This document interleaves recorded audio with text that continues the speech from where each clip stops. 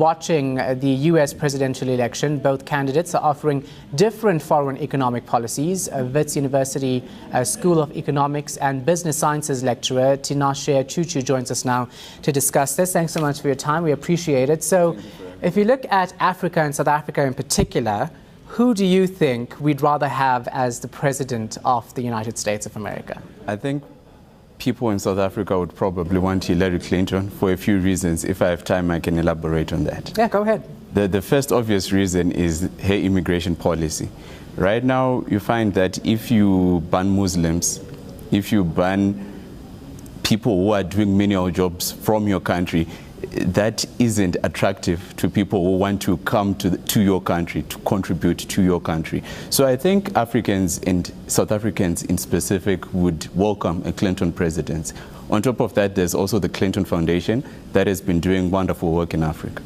Now let's look at the economics. Donald Trump's foreign policy, of course, is being questioned, especially looking at the relationship that Barack Obama has built with Africa. Do you think if he comes into power that the economic ties we've seen strengthen in the past couple of years under his leadership, will that go out the door?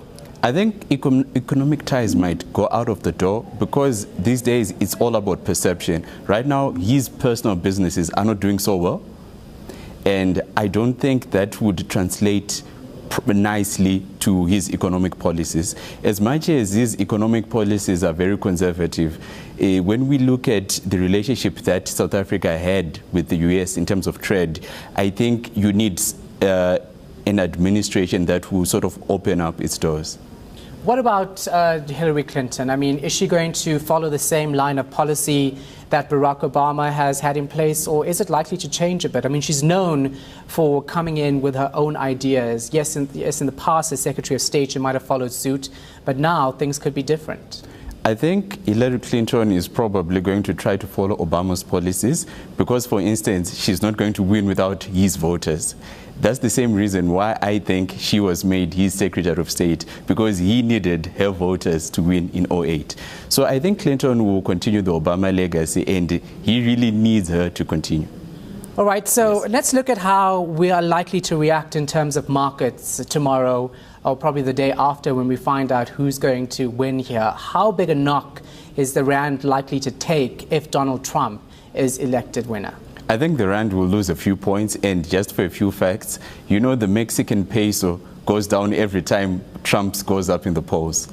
So I think that effect can also happen in South Africa, because right now people are so nervous to invest, considering his economic policies. They are always inward facing, but when we look outward, nations don't feel that his policies would serve their interests, just like China, just like Mexico, just like Russia. I think South Africa isn't an exception. I think the rand might lose a few points. Now, what does President Jacob Zuma do as the head of state of South Africa when it comes to something like this? Of course, the US is seen as the world leader. Depending on who is elected, he is going to have to do some brown-nosing, so to speak, or not? I think to some extent he has to do a bit of brown-nosing, but I think when we look at South Africa, as much as the economy took a few hits earlier this year, I'm sure you know that very well, it's still fundamentally strong. So you find that if, let's say, foreign policy changes or economic policy changes in the US, South Africa wouldn't really suffer much from that. All right, thank you very much for the insight and analysis. Thank you for having me. We appreciate it. That was a Wits University School of Economics and Business Sciences lecturer, Tinashe Chuchu.